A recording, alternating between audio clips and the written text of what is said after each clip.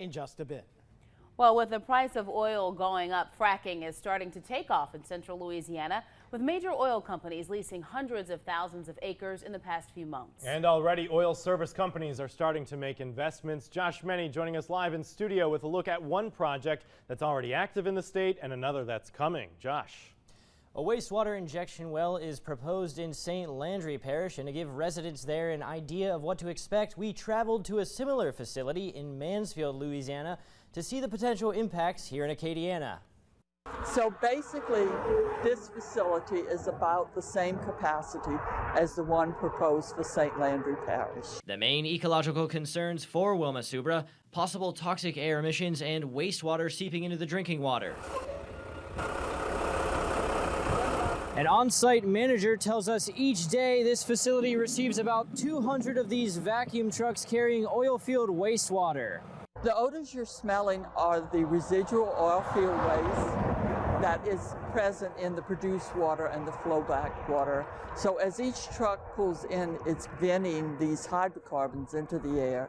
And these hydrocarbons are extremely dangerous. They're very, very toxic. KATC Investigates then went to the proposed injection well site in St. Landry Parish. Unlike the remote injection well we visited near Mansfield, the proposed site in St. Landry Parish is in the middle of a rural residential area. This is a highly populated area with farmland.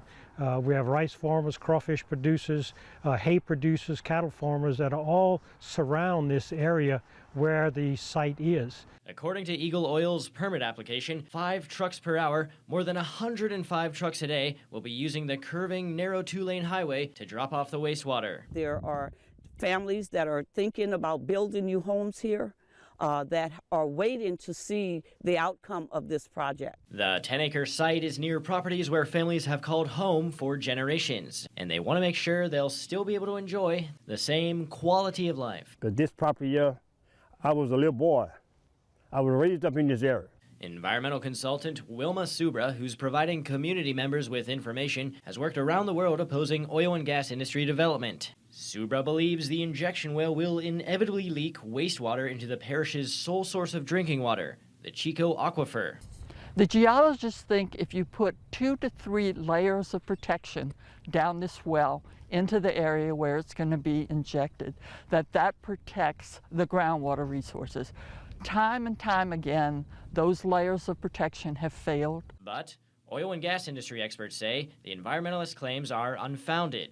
The issue of getting rid of the water that you use in fracking and inject it into deep wells, even the Obama administration, which is not a very favorable administration towards oil and gas, even they found that there was no impact on groundwater. I would frack in my own backyard, without question. That's not an environmental risk.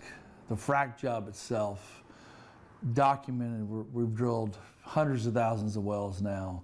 We've been fracking since the 40s. But in Subra's decades of work, she claims she's witnessed communities' drinking water poisoned at the hands of the oil and gas industry. It is going to happen eventually.